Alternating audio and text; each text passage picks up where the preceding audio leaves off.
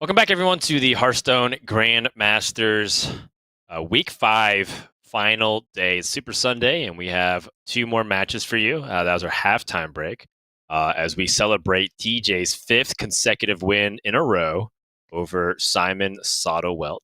Fourth. And 4th consecutive win. It'll be 5th when we record this week. Yeah. Incoming 5th consecutive win. One of these days, Sato will find a way to get the W. Dan, I have a feeling he won't. I have a feeling too, but as casters, we're supposed to kind of paint this narrative that everyone has a chance. So we're just going to stick with that. Sure. And speaking of people who have a chance here, even though PNC had a rough start to Division B, he is often a comeback type of player. I'm never going to count PNC out until the final matches have been played.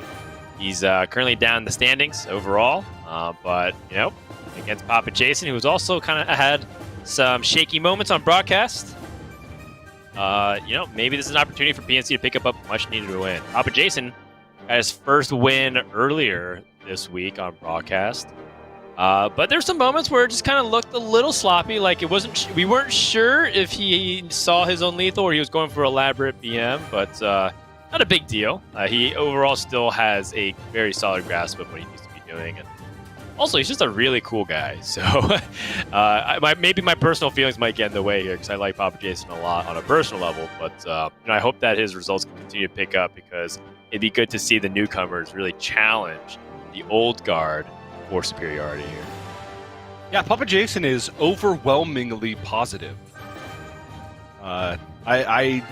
We spent a lot of time with him at the summit, where we recorded everything for Grandmasters, and I met him briefly in Vegas, which was the Masters tour that he did well in, and actually used to qualify for Grandmasters. And I just never heard him say anything negative about anything, even after losing Hearthstone games. Nothing. Really, kind of crazy. Yeah, it was refreshing and frightening and eye-opening. I don't know. Give me all sorts of feels. But what would make him feel a little bit more positive about the situation that he's in right now would be a positive record after 2 weeks of play in round robin. And that's what he would get with a win here over PNC. Let's get into it. Highlander Hunter for PapaJason. A rare choice this week. Quite rare. Yes. Highlander Hunter is still very solid at what it does. It's just that the matchups that you're currently presented with, it doesn't seem to be favorable. And when you are looking at a Conquest lineup in competitive Hearthstone, you're thinking about what are the likely decks that people bring. So Highlander Hunter by itself, not a bad deck. I think no one can really just look at me with a straight face and say it's like an awful deck that you should bring. Is it the correct bring as your 4th deck after you've already established that you want Demon Hunter and you want Warrior, and you have all these other classes like Warlock, Rogue, Priest that can fight for that? That's where it starts to become more of a I'm not so sure. And I think that's where a lot of players deviate, and clearly PapaJason still has faith in the Highlander Hunter. Yeah. And honestly, with the early game curve, Highlander Hunter still has just as much explosive power as some of these other decks. It's just that it's less consistent at it. Yeah, less consistent. Same with all Highlander decks. It's just the curve is not always there if you draw the wrong half of your deck. But, PapaJason took a slight gamble with the Highlander Hunter this week, and in his first matchup against Purple, it paid off in spades, because Purple, almost his entire lineup was very vulnerable to the Highlander Hunter outside of Demon Hunter. He had Priests, so PapaJason obviously looking like he was hoping to hit some Priests, especially considering the techs in his Zoo Warlock. But a lot of people just find some comfort in Highlander Hunter. It's a reasonably popular ladder deck right now that has reasonable stacks across most ranks, and sometimes that can just be a feel-good choice. Yeah, it does feel good sometimes. There's only 2 secrets in PapaJason's list. He only runs Explosive Trap, Snake Trap. Snake Trap is in hand. PNC doesn't know this, so this Base Stalker has quite a big target on its back.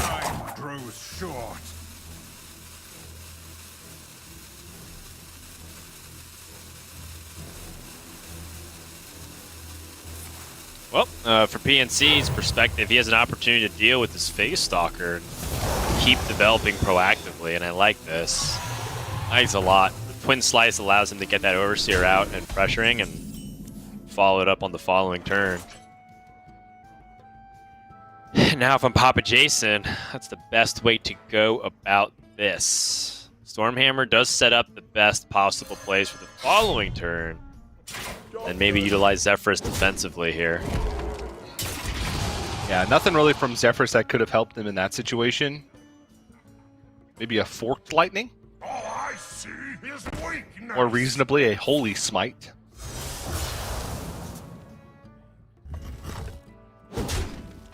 An Explosive Trap would be We're with you. quite the pickup.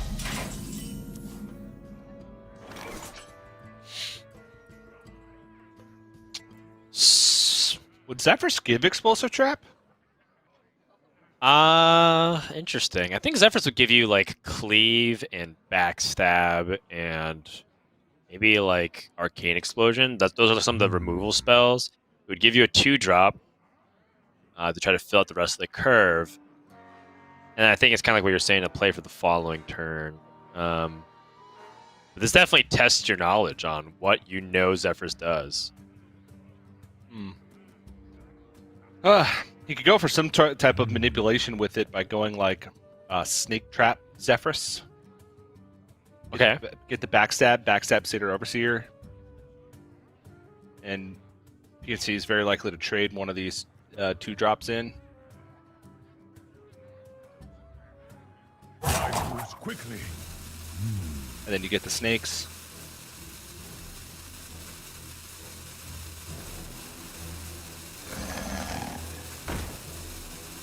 Your wish is my suggestion.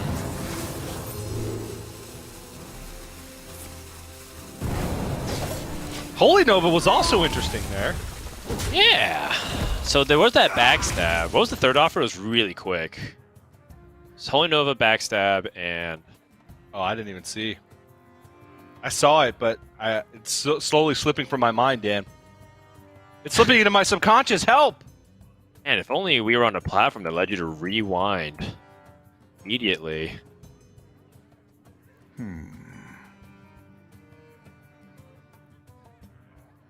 Are you doing it? Shall I? I'm doing it right Okay. I'm watching too. All right, let's see.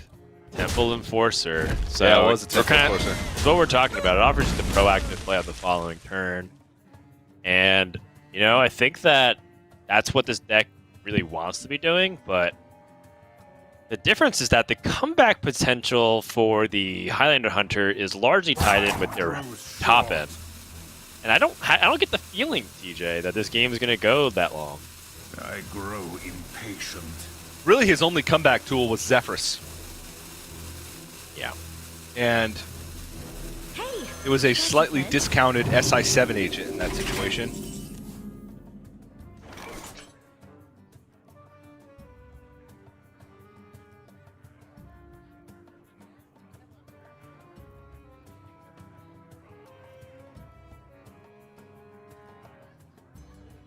Well, he can start Dwarven Sharpshooter and shoot something down. What's the tracking? What can it pick up here that's important for PapaJason to strike back? He has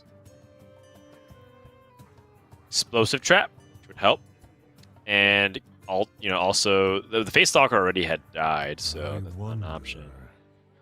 Leash the Hounds. I'm thinking about something big. I feel like that's it. So honestly, like I don't think tracking has that many applications here. So I agree with this from PapaJason. I think he has to just be mana efficient and slowly pick apart this board.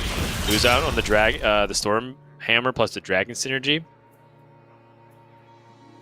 But I mean, PNC knows what the two secrets are. So Explosive Trap or Snake Trap. And the way that this was traded down, it makes me feel like it's indicating that it's Snake Trap, right? Because he killed off a 2-health minion. Yeah. PNC will get that confirmation. And perhaps that just means time to go aggressive. Opponents will make the trades for me. Like the Warglaves. Yeah, I like the Warglaive setup because he can just hit base. And then if Taunt comes down, he's got the Cane to back it up. Is it a 2-turn? Second slice, Hero Power Cane. That's 3, 4, 5, 8, 9, 10, 11. All right, well, I mean, this is a way for PapaJason to rack the damage quickly, but remember that Cane means that Tiamat's useless for a defensive maneuver.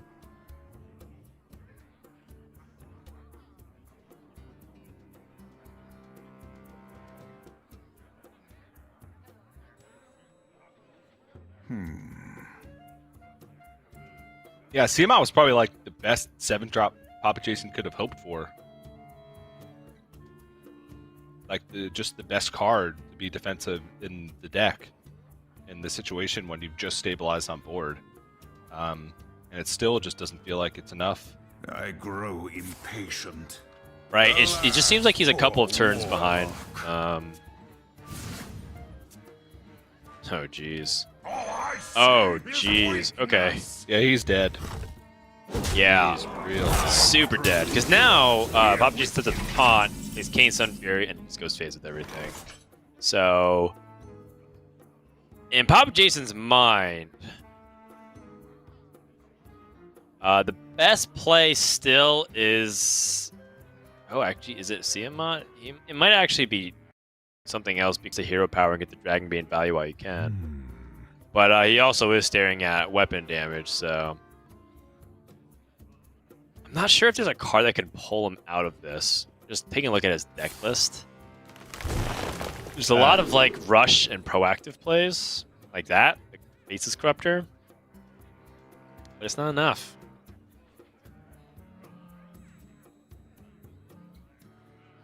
So it seems to me like he could just pick like Evasive Fellwing and Hero Power.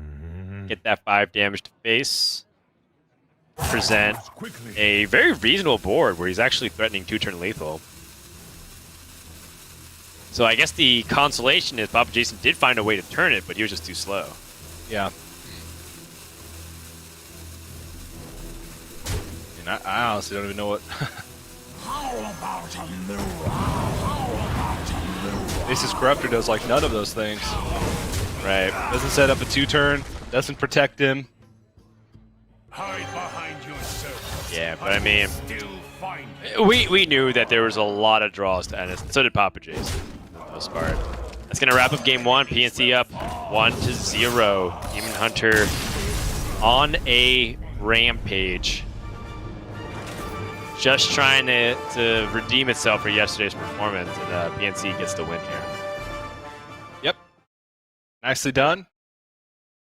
Focusing on early game board presence, and I mean, against Highlander Hunter, it's not a difficult task, right? Because they have to have a pretty ideal string of draws to be able to go toe-to-toe with the early game of a Demon Hunter. But tried. Just no defensive tools. You fall behind, and you're reliant on Zephrys to bail you out a lot of times, or you're reliant on cards that allow you to race. And those are pretty few and far between, especially considering, you know, he died right after 7 mana turn. So he would have had time to play Down and Tamer Brand in that game, and he was nowhere close to being able to pull himself out. It's a relatively quick meta. I mean, people can just call it an aggro meta. I would say that it's maybe a step short of that, but it's a fast meta, and it feels like Highlander Hunter can't really capitalize onto it because that's the one weakness it has. It's just before it gets set up, it will struggle and take a lot of excessive damage. Yep. So it feels like Highlander Hunter just might be misguided in a conquest tournament in terms of just like it might just get rushed down by scrap imp boards, by Face Hunter, you know, the faster variant of it, by Demon Hunter. If it's going up against Priest,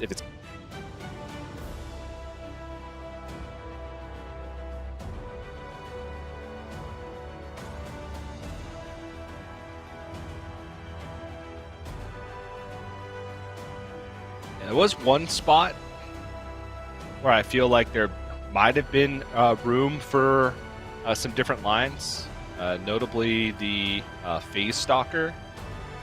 He could have just like set up Snake Trap and then guaranteed like Phase Stalker into Explosive Trap on the what would have been his turn 4, to make sure that he could have that comeback potential. But the way his hand was, he already had like a Zephyrus, so he had the ability to fight back, at least from his perspective. It's just Demon Hunter can ramp up so quickly, and it's hard to come back from those situations.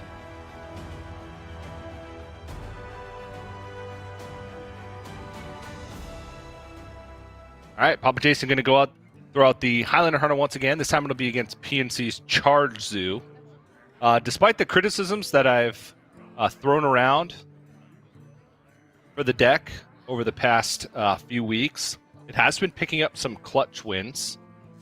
Notably, the Wolf Riders from Bloody Face in his series against Gallon proved entirely useful.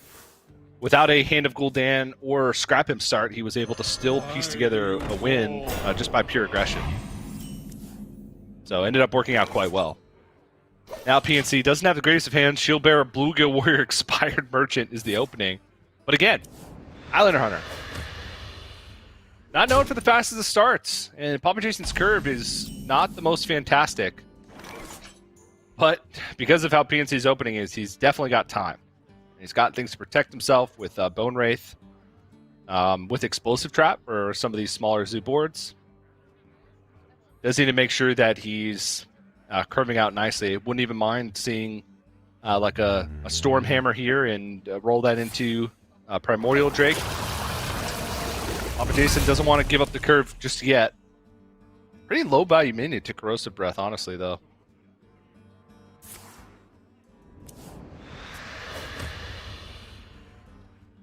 Looking for Scrap Imp or Hand of Gul'dan. He's got so many discard mechanics in the deck right now, and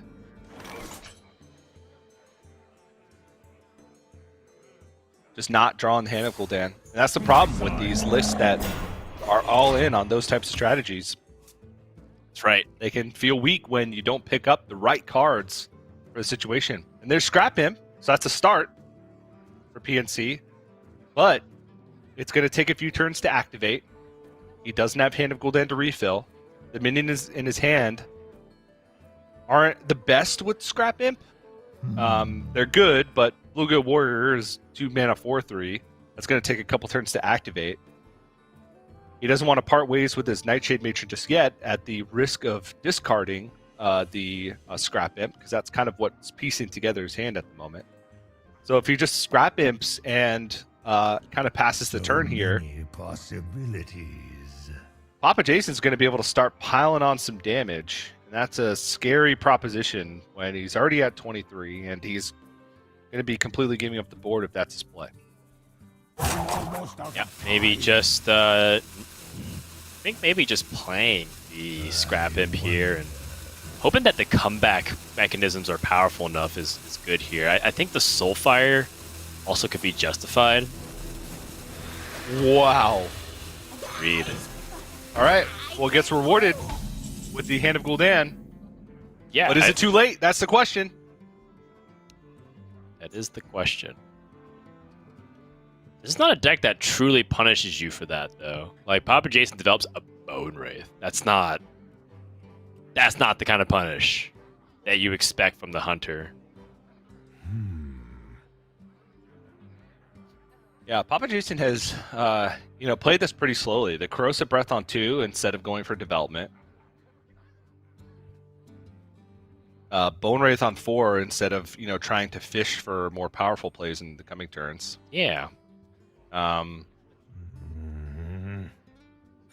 He hasn't had that many options, but still, this does seem like a relatively low power turn regardless. Like, PNC could go Nightshade Matron and Soulfire here and not even really lose anything valuable from his hand.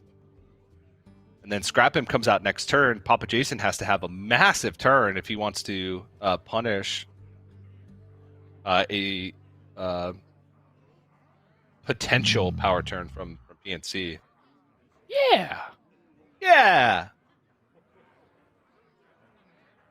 Too many cards for PNC actually right now. He needs to. Well, he can play the expired merchant at the moment, but he needs to play something else. Can't just greed it. Yeah. I mean, I really don't mind. Like I said, Nightshade Matron Soulfire to really get onto the board. Your Nightshade Matron's not even challenged by the Reborn from the Bone Raid. It's still good. Almost out of time.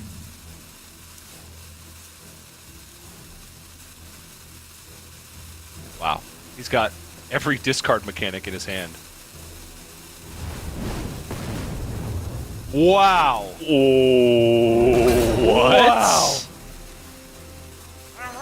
What a god. Wait, what? I think you want to buff that.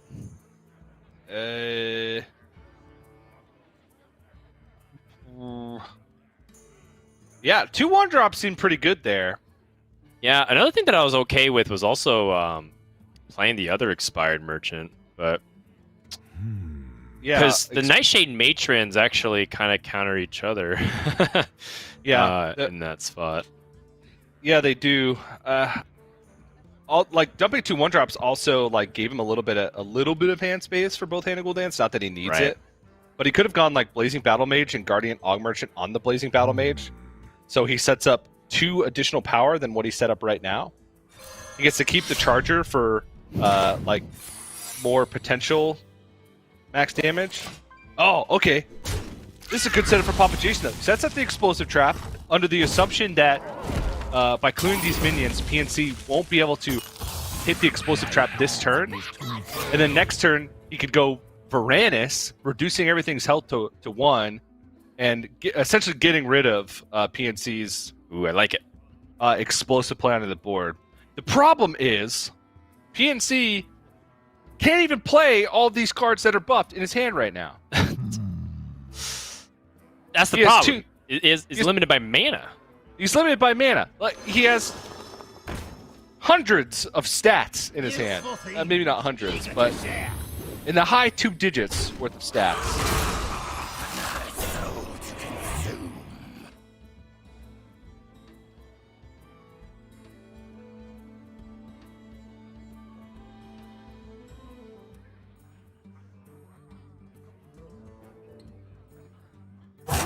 I mean, PNC can kind of slice this every way he wants to do. That Explosive Trap and Varanus combination is pretty nasty. Although, one thing that could save him would be the Divine Shield.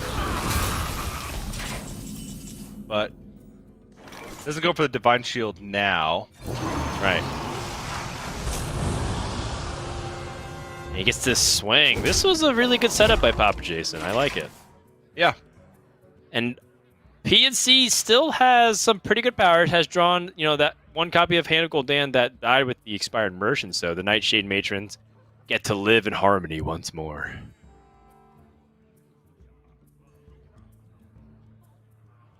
What a weird game. Yeah. Highlander Hunter, it feels like it can capitalize on slow starts well. But it doesn't deal with these explosive turns. Hey. Outside of like specific combos like this one. Lost 5 attack.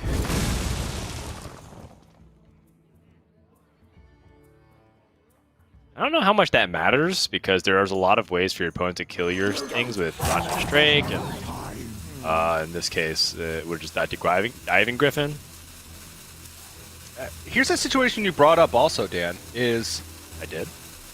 Oh, yes, you did. Playing one of the Nightshade Matrons first to discard Hand of Gul'dan, and then an expired merchant to discard the second Nightshade Matron. Ah, I did bring that up. That sounds something smart. I think I did say that. Because right now, PNC has 8 cards left. He doesn't want to be discarding any more things with Hand of Gul'dan. No, he does not. I think like loading up more things into that might have been better in that scenario. But I mean, at this point, it's tough, right? Yeah, the window may have closed in terms of bursting with charge. I mean, he's discarded his other bluegill warrior. Yeah. And He's used one Soulfire. He still has...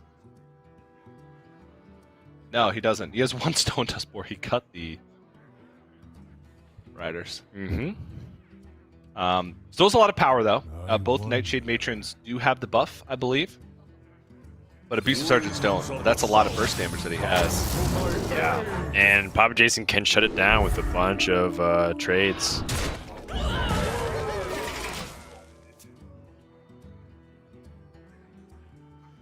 If he can get to a reasonably healthy spot, if PNC trades with the CM op because he's afraid of the implications of Dino brand, then PapaJason gets the Dragon Queen Alexstrasza. So many possibilities. There's a lot of damage coming from PNC potentially, but he's got to respect the hunter a little bit here, right? I don't know. He sets up a 2-turn lethal almost in every situation, right? He double Abusive Sergeants the Fiendish Servant, trades it in. As long as it doesn't go onto one of the Abusive Sergeants, so it's a 50% chance, that's 6 more power that goes face. So he pushes 11 this turn if it lands on one of those. True. And then he develops a 7/7. Is that 2 all in, or is it you can't even afford to wait anymore? I don't think you can wait. Yeah, can't afford to wait. If he has a slow turn, PapaJason's holding on to coin. He plays Dragon Queen Alexstrasza. If it's any reasonably sized dragons, then he's done for. Was it? Part of me thinks that maybe you should split the difference, and you can like trade in that. Oh wow. Okay. I was gonna say split the difference and have one Abusive Sergeant with the beaming sidekick and the other goes with it, but I mean this also works totally fine. Oh, He's gonna go for the Dragon Queen. He needs Deathwing, Nazari, Evasive Worm. not good enough. Yeah, not good enough. Deathwing. Wow, so close to stabilizing, but Yeah, he's real dead. PNC land that plus attack was a really big deal.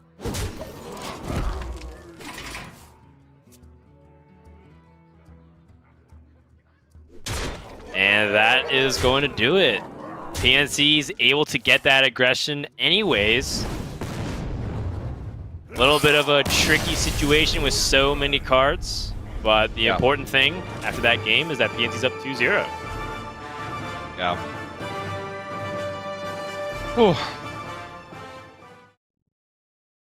So I with think that, shaky game from in certain spots from both sides. I think the Bluegill Warrior play on PNC side in the turn where he drew a bunch of cards and then had to dump some things didn't seem like it really accomplished anything on the board. He could have made a much stickier board with the Guardian Og Merchant Battle Mage and held on to a very impactful charge minion that was buffed. Also, PapaJason, kind of his slow start, not going for development, instead going for removal when he sensed a slow start from PNC. Because you don't really play Voidwalker on 1 unless when you, in that situation, if you don't have a slow start, right? If you have a fast start, you'd much rather want to hold on to that for like much more potential with Scrap Imp for buffed Voidwalker. And he did use the coin for Dragon Queen Alexstrasza, but if he used the coin earlier on and gone with, say the Primordial Explorer into Stormhammer and set up plays that way, he might have been in a better spot. I don't know. It's hard to tell in those situations, but the biggest thing is if you don't go onto the board quickly as Highlander Hunter in those types of matchups, you're not going to be able to deal with that burst outside of exactly Zephyrus. You just don't have big comeback mechanics. And it showed through there. And now Highlander Hunter 0-2 in this series, and it is going up against one of its better matchups, but it's not a great matchup with Rogue. Yeah. And that's even if he plays it again. Should be. And so we'll find out if PNC can complete the sweep with the Highlander against the Highlander Hunter Either way, this is looking bad for PapaJason, and a very good spot for PNC to start pulling back in Division B. Remember, Division B, whoever finishes bottom 2, guaranteed out of Grandmasters. Be rough for PapaJason. He just got in. Yeah, like it kind of sucks to immediately get the Grandmasters and then you immediately get relegated that season. At least, stay for dinner. Kind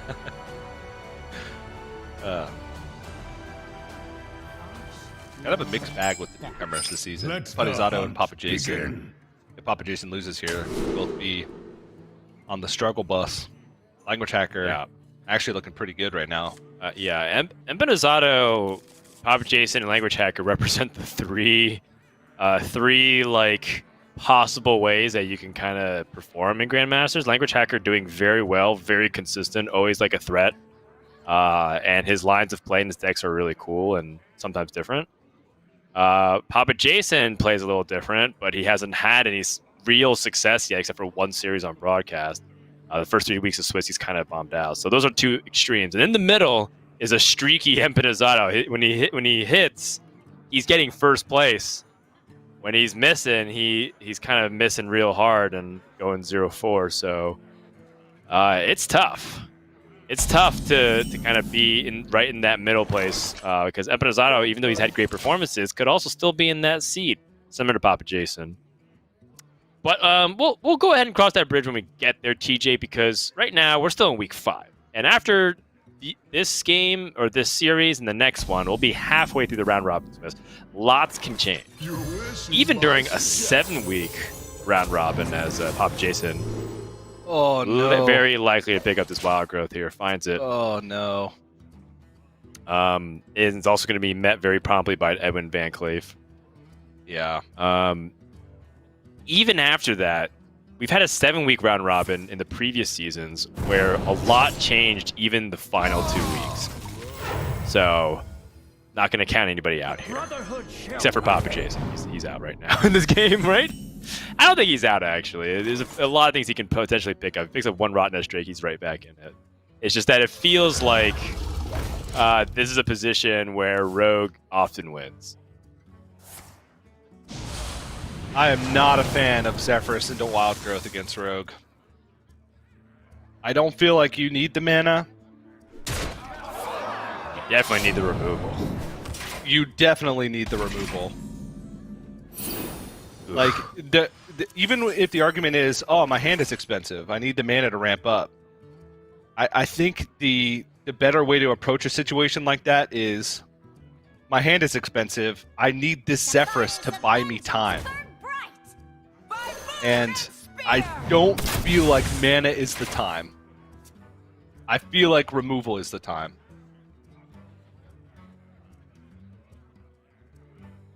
Yeah, and this is a situation where the Felmog going face is disastrous. In the shadows. Yeah.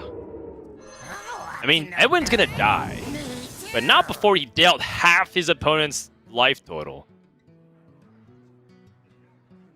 And the game becomes a lot easier if Rogue has to count down. Whoa! Oh, this is him expecting the worst to happen. The Felmaw's gonna go into the 7-1, right? Told you. No way!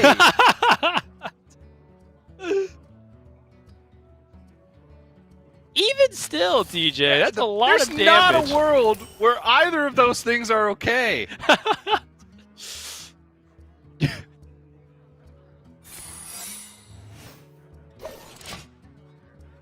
TJ, No that was way. a swaggy play.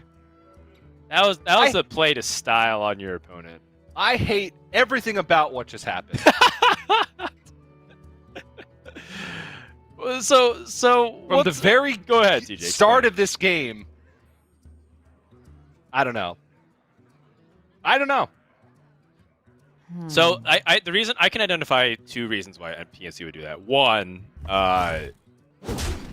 he has recognized that PapaJason does not have good removal tools, and he is reliant on that. And if he can, he's collecting a lot of value off his Edwin, and winning on the tempo.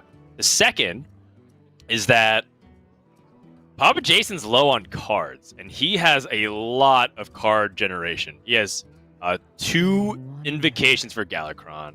He's got High Spear and Tagwoggle. Oh, and he also has Galakron. So I think in his mind, he can play the long game and be completely fine. He doesn't have to rush to end the game.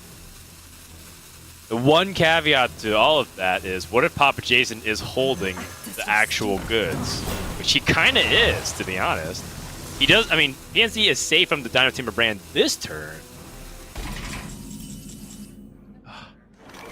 But, you know, PapaJason just needs to get to that Dragon Queen Alexstrasza, and all this opportunity for PNC to pressure could potentially be thrown out the window here. Yeah, PapaJason has like 100 more health than he should right now. True. If we round to the even- nearest 100, yeah. Even that play from PNC, I'm gonna get rid of the explosive trap and try and set up for a High Spear and Togwaggle. The argument is Dino Tamer Brand, and with Zephyrus being played for Wild Growth, it's likely that he has a heavy hand, which could include Dino Tamer Brand. But if he's Dino Tamer branding you down to 28, and you just went wide with like Miscreant, Witchy Lackey, and whatever, you know, Faceless Lackey or Taunt Lackey, you know, you could even block the damage with the Titanic Lackey, which was a potential. You get rid of the explosive trap right off the bat, and then the upside is you get to play High Spear and Togwaggle on curve instead of having to wait. That's fair. That's fair. I can get behind that. I don't hate the logic that PNC is coming to a conclusion to. I don't hate it, is but very much going to have value. I understand what you're saying, though, is that it feels like he could even press further and increase his chances even. yeah. I like the use of the Goblin Lackey. A lot of times when you're trying to parse out your resources, the important thing is having diversity of options. So having 2 Goblin Lackeys versus a Kobold Lackey does make a pretty significant difference in how you want to answer the board. PapaJason can pretty much just play his hand, although he's thinking about High Spear and Togwaggle. The only thing is that your opponent guaranteed to have it anyways next turn. Yeah. So And then you can just play your most power, which is Zixor plus Fairy Dragon, and then roll that into Dragon Queen Alexstrasza, and then hope that it gives you something big. Because Rogue, unless you're just getting the same dragons, Rogue doesn't deal with Dragon Queen Alexstrasza very well. Now, there are a couple exceptions. Flick can be a big one, and Blackjack Stunner is probably the biggest one. But PNC is playing Galakron Rogue. Not Secret Galakron Rogue, not Stealth Galakron Rogue. Galakron Rogue. OG Galakron Rogue. Yeah. Galakron Rogue. Yeah, so he's not playing Blackjack Stunners or Secrets. So his ability to deal with these wide board states is limited to like Kronks and Flick. And Dragon Queen Alexstrasza, you know, depending on the outcome, is not necessarily vulnerable to either of these things.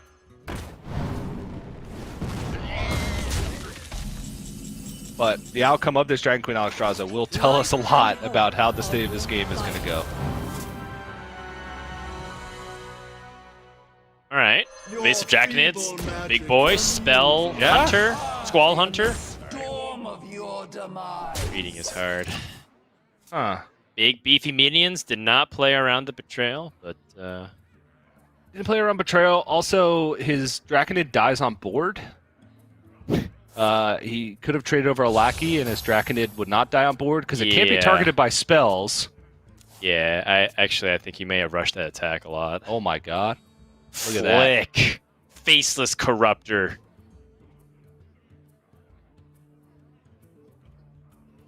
Even got Bone Wraith for a defensive measure against the King Crush. I wonder. It's looking like a sweep for Rogue, or against Hunter rather. Yeah. Oof. This Flick Really Sky is. Shiv. Yep.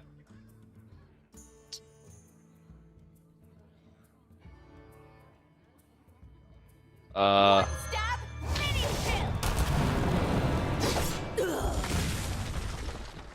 this is fine.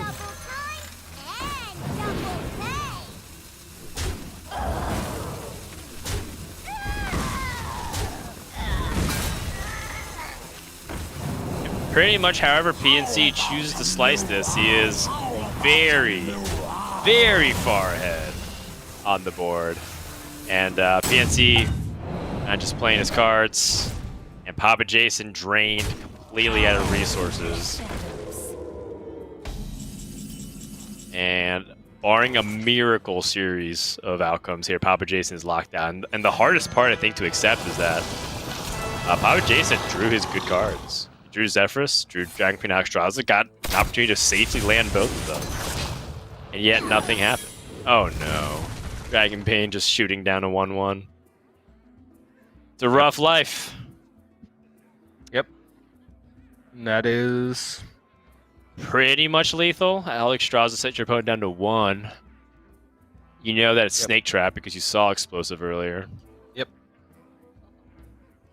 He can do anything he wants here. And he's just going to make sure that it's not throwing the game. I don't think there's any combination of cards that can save him. PapaJason does have taunts in his deck, but he's already used up some of the good taunts too. And Highland Hunter isn't really a taunt-based deck, so I say you go for it. He doesn't have any taunts left. Yeah. So you go for it. Wait, did he play Bowling? No, that was last game. Yeah. Oof. The final moments of the series for PapaJason as it looks like he is on a quick exit. Yeah, that's gonna do it. Wait. Primordial Explorer. Nah, that's gonna do it. Yeah, doesn't have the mana. I mean, even if he had Deathwing, he's still dead. And it's often like, okay, if he had Nazari, he'd still be dead. I wonder. Well.